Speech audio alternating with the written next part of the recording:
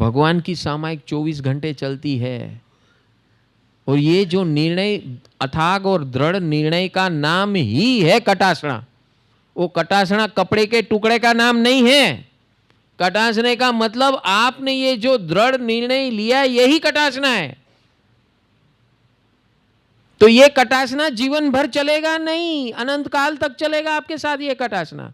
वो कपड़े का टुकड़ा तो सड़ जाएगा, भर जाएगा, कुछ भी हो जाएगा, लेकिन आपका निर्णय कभी कुछ नहीं होगा। भगवान इसी को कटासना कहते हैं। वो तो वो कटासना इसलिए बताया कि आपको याद रहे, घन चक्कर तो भूल जाता है। हमने અહીંયા બરાબર રે, કેવા આમ સીધા ચાલો, કેવા સીધા શાંતિથી બેઠા છો, ગડબડ વગર। જરાક અહીંયા બહાર નીકળશો ને કટાશનું કયું તેલ લગાવા, હે ઓલું ફિઝિકલ કટાસણાને તો આમ એવું આમ ટાઈટ બાંધીને ફર્સ્ટ ક્લાસ આમ કબાટ મારે ગોઠવી દે, બસ હાથ છૂટા 48 મિનિટ।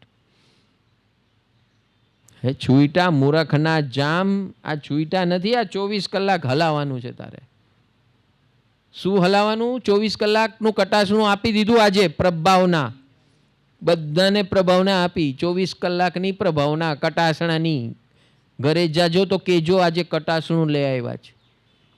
હજી મુપત્તિ આપું છું। આ પરમેનન્ટ કટાસણું અહીંયા 10 મિનિટ, 20 મિનિટ, કલાક, 2 કલાક, 5 કલાક, 10 કલાક, 10 વર્ષના કટાસણા મોપત્તિ નહીં મળે। આજે કટાસનું, મોપત્તિને ચરોડો, આ ત્રણેય વસ્તુ મળવાની છે, પણ કાયમ માટે રે એવા કટાસણા, એવા મોપત્તિ અને એવા ચરોડા। ચરોડા એટલે શું? ચર એટલે શું?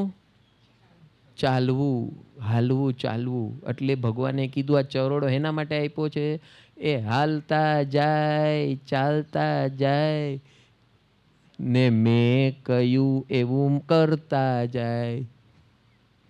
એટલે શું કહ્યું ભગવાને? શું કહ્યું હમણાં? શું કહ્યું કે હું મનથી, વચનથી, કાયાથી પોતે નહીં બળું અને બીજાને બાળવાનો મન, વચન, કાયાથી કામે નહીં કરું।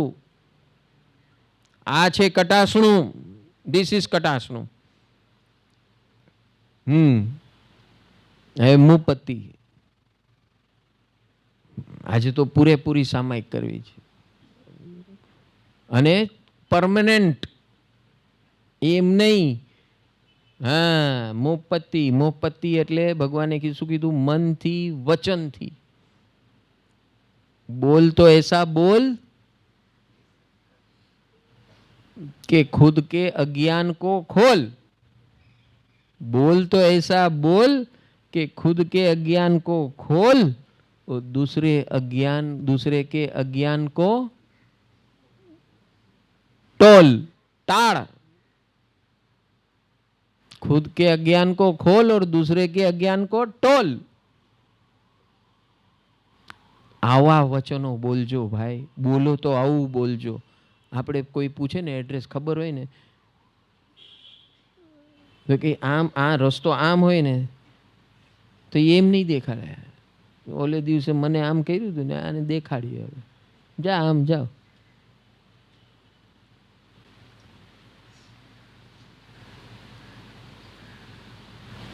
तो अभी वचन का उपयोग करो तो क्या करो, कैसे करो कि भाई किसी की कुथली निंदा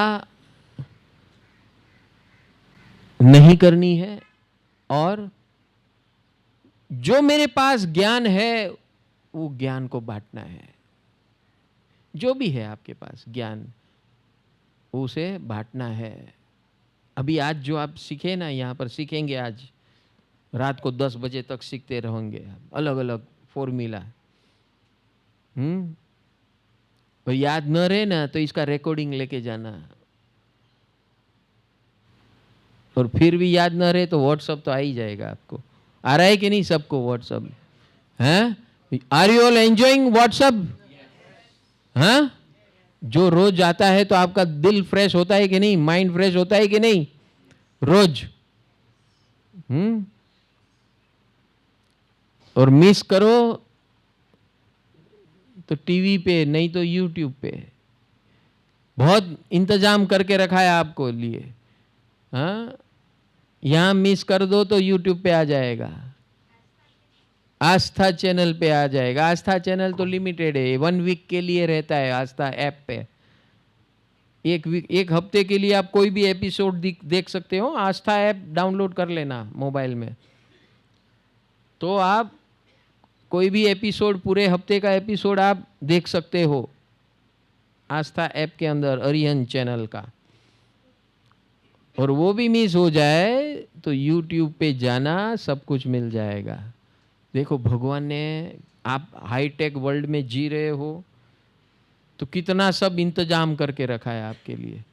और कभी भी आप डिस्टर्ब हो जाओ ना तो सीधा यूट्यूब खोल के बैठ जाना।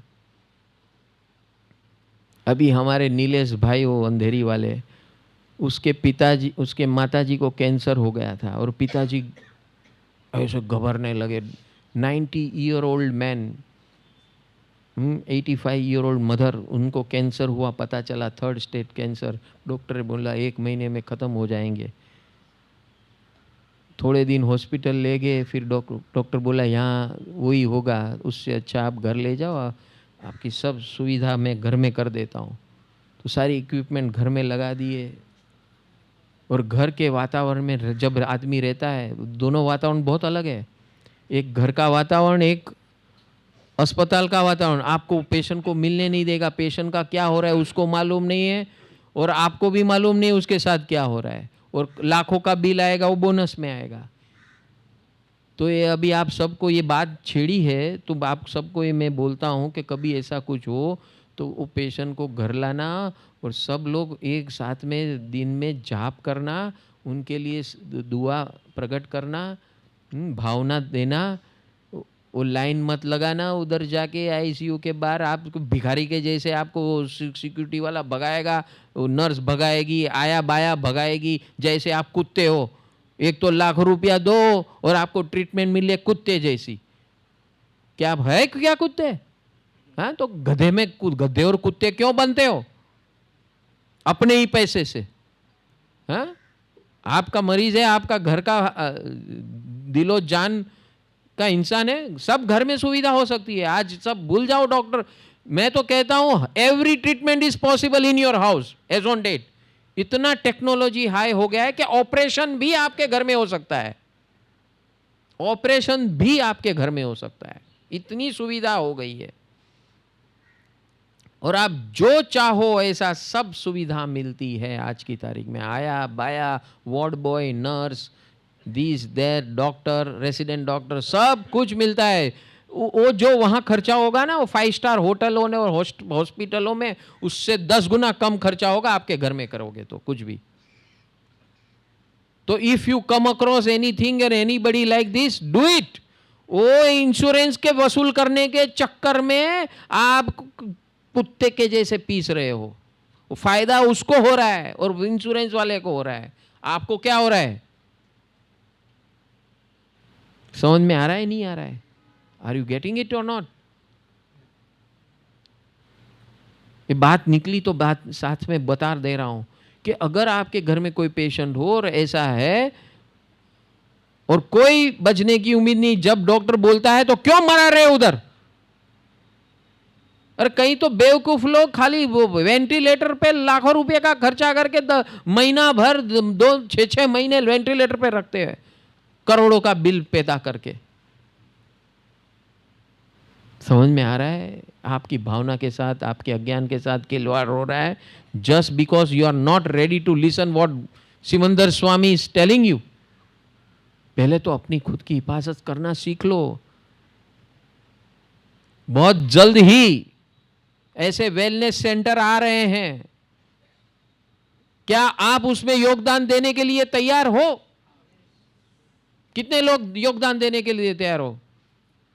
आप सबके घर के आजू बाजू में एक वेलनेस सेंटर होना चाहिए।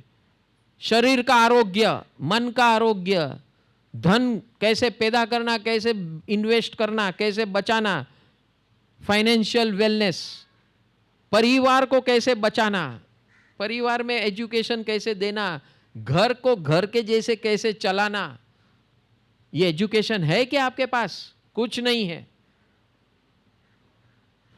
घर घर ही नहीं रहा है, सब अपने अपने मतलब और उससे पड़े हुए हैं। और हमारे जैनों की अभी घरों की अवस्था कैसी है? यंग जनरेशन की सब लड़कियां बाहर काम कर रही है, घर कौन देखेगा? हाँ, तो सबको क्या दिखाना है? I am a working woman. What working woman? तेरे घर आग आग लगा है, बोले मेरे भाड़ में जाए, मेरी वैल्यू घर में होती नहीं है, इसलिए मैं क्यों घर में काम करूं? समाज की मानसिकता किस दिशा में जा रही है? और वो क्यों बाहर निकले? बिकॉज उसकी कोई घर में वैल्यू नहीं है, उसने देखा कि उसकी मां की कोई वैल्यू नहीं है, इसलिए वो बाहर निकली है। So this is how the total inversion is happening. 10 साल के बाद कोई घर घर नहीं रहेगा, already it is started happening. घर में कोई है ही नहीं। घर में कौन है? रात को सोने के लिए सब आते हैं, तो ये क्या हो गया? हॉस्टल ही हो गई ना। ये घर रहा है क्या? न कोई भावना है, न कोई एक दूसरे से बात करते हैं, सब अपने अपने मतलब की बात करते हैं। शादी करो तो शादी में कंडीशन डालती है आने वाली लड़की के, मैं काम करूंगी, तू तेरे को ये मंजूर है तो मैं आऊंगी, सुबह 7 बजे निकल जाऊंगी, रात को 8 बजे आऊंगी, चलेगा क्या? तो मैं शादी करती हूं। पगार मेरा पर्सनल अकाउंट में रहेगा, वो तेरा नहीं है, न तेरे बाप का है,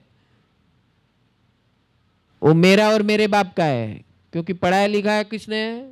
मेरे बाप ने। समझ में आ रहा है वेयर वी आर गोइंग? कहां भावना है? परिवार भावना ही नहीं है। आप शुरू से एग्रीमेंट कर रहे हो, तो शादी क्यों कर रहे हैं? क्योंकि तेरे को शादी करनी, इसलिए मैं कर रही हूं। ये कमांड डिमांड चल रही है। क्या घर घर रहेगा? I cannot see that. There is no scope and no chance. तो घर कौन चलाएगा? तेरी मां चलाएगी, तेरा बाप चलाएगा। मेरे को क्या करना है? मैं तो सुबह जाऊंगी, रात को आएगी। छोकरा થાય તો શું કરવાનું? એ તો કેવું છે ને, ઓલા બે ગોળિયા ઘર પછી પેલા તો તારા મમ્મી પપ્પા ગલાવે, એની જિમ્મેદારી છે। તને પેદા કર્યો તો આમાં આપણા છોકરા ઈ જ પાડે ને, બીજું કોણ પાડે?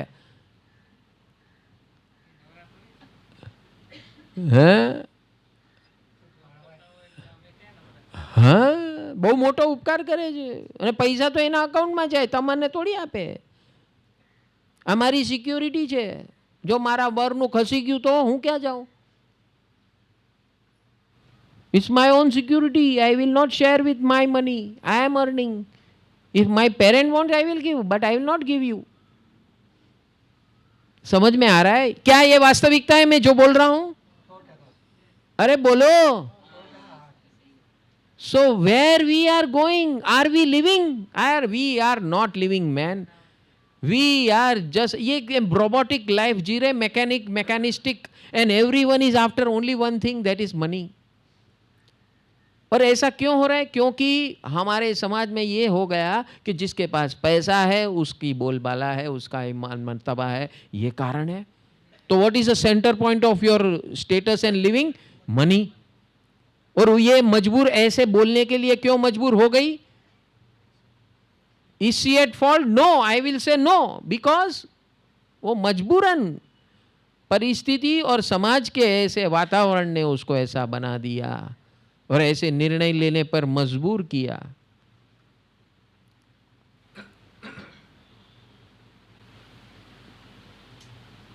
दूसरा कारण, अभी वो अकेला मैं कमाऊंगा तो अपना घर नहीं चलेगा, इसके लिए काम करना पड़ेगा। ये दूसरा कारण। पहला कारण मैंने बताया, दूसरा कारण भी बताया। ये how where we are going. 10 साल के बाद you cannot imagine this is India. अभी भी थोड़ा कुछ है, 10 साल के बाद कुछ नहीं मिलेगा, कुछ नहीं मिलेगा। कोई जो भी थोड़ी सी भावना है ना, वो भी सब खत्म, समाप्त हो जाएगी। ये टूटने के नए नए इंतजाम हो रहे हैं। ये सब टूटने वाला चीज है। यहां आपकी धर्म स्थान तो खत्म ही हो जाएंगे, मैं सही बोलता हूं।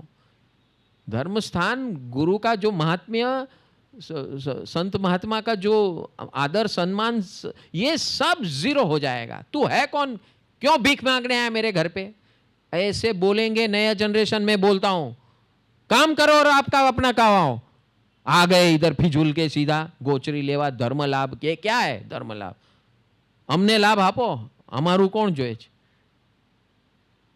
और ऐसे ऐसे साधु भगवान जो गांव खेड़े में जाते हैं वो बोलते हैं कि ये ऑलरेडी शुरू हो चुका है।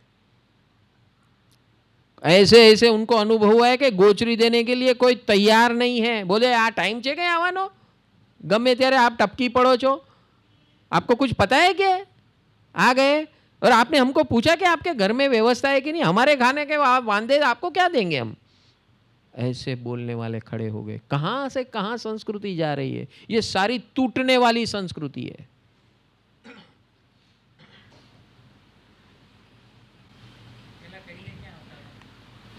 इन्हें तो अतिथि कहेवाय, इन्हें संत महात्मा कहेवाय। हाँ, ઉઠતા નથી। હા, નૌકારસી કોણ કરાવે તમને? એ 4-5 જણા જે રોજ દેરાસર જતા હોય બિચારા, એને કરવાનું બધું। They have no option. પણ એ દેરાસરમાં જે 4-5 જણા, 20 જણા, 25 જણા, એ બધા હવે 70-80 ક્રોસ કરવાના। 60, 70, 80 પછી શું? પછી દેરાસર કોણ સંભાળશે? એ ઉપાશ્રય કોણ સંભાળશે? ગવર્મેન્ટ જેમ ટેક ઓવર કરવા માંડ્યા છે મંદિરો ને દેરાસરો, they will soon come everywhere and take over everything, and everything will be in auction। जहां प्राण धारा नहीं है, जिस बिल्डिंग में इलेक्ट्रिसिटी और वाटर नहीं है, वो बिल्डिंग खंडेर बोला जाता है। हमारा समाज और हमारा घर प्राण धाराओं के बगैर बन रहा है। तो ये अक्षय तृतीया पद के अंदर ये है, जो हम अभी जिस रास्ते की भगवान बात कर रहे हैं, ये प्राण धारा है, प्राण धारा। हम हर क्षण टूट रहे हैं, हमारे अंदर बहुत त्रुटियां हैं, इनपरफेक्ट त्रुटियां यानी इम्परफेक्शन। हम कोई परफेक्ट है क्या?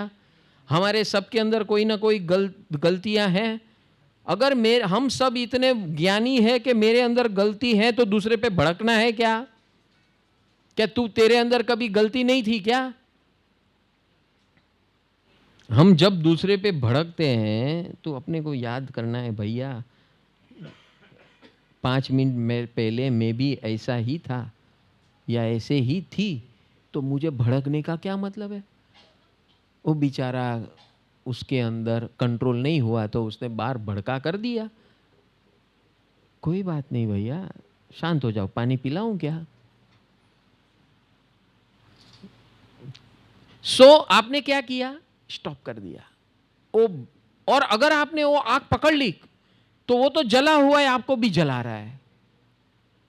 और वो आपके पास ऑप्शन है जलना के नहीं जलना। अभी समझ में आया ज्ञानियों? आप यहां जो आए हैं ना, तो अभी आप ज्ञानी बनना है आपको, कि कोई जल रहा है उसी लिए वो हमको जलाने आ रहा है, वो भड़का कर रहा है, वचन से कर रहा है या एक्शन से कर रहा है, या अंदर वो बुलबुला उसका चल रहा है, हाँ, भरा हुआ है अंदर अंगारा, तो वो उसका प्रॉब्लम है। वो प्रॉब्लम मैं क्यों लूं? मेरे को गाली दिया क्या? मेरे को ऐसा बोला क्या? तेरे को नहीं छोड़ूंगा। अरे भैया, वो डिस्टर्ब मोड में है। वो जो भी बोलता है उसको कान में और दिल पे मत लगाना। और जिसने लगा दिया वो गया का 12 के भाव में। तुझे नहीं छोड़ूंगा, तुझे ऐसा करूंगा, तेरे खानदान का ऐसा कर दूंगा, वैसा कर दूंगा, कहां तक पहुंच जाता है। और फिर सालों साल दुश्मनी करते रहते हैं, सालों साल दुश्मनी करते रहते हैं। और उसका परिणाम क्या? महावीर स्वामी भगवान के जीवन में से सीखना है हमें। क्या सीखना है? क्या सीखना है? कि भाई जब भगवान को भी कोई नहीं छोड़ता है तो मैं कौन सी खेत की मूली हूं? तो कहां से हुआ? साइंस क्या था उसका, विज्ञान क्या था? यही ये भड़कने का, ये तड़कने का, ये टूटना, टूटना वो तो लास्ट डेस्टिनेशन है। शुरू कहां से होता है? भड़कना। पहले दिल से भड़कता है, फिर मुंह से भड़कता है, फिर हाथ पैर से भड़कता है, एक्शन से भड़कता है। तो कोई भड़का हुआ है तो आपने भी वैसे ही करना शुरू कर दिया, तो आप, वो तो टूटा हुआ है, आपको भी तोड़ रहा है। अभी आपके पास ऑप्शन है टूटना या न टूटना। समझ में आया? तो ये अक्षय तृतीया आज महत्व का इसलिए है कि मुझे नहीं टूटना है।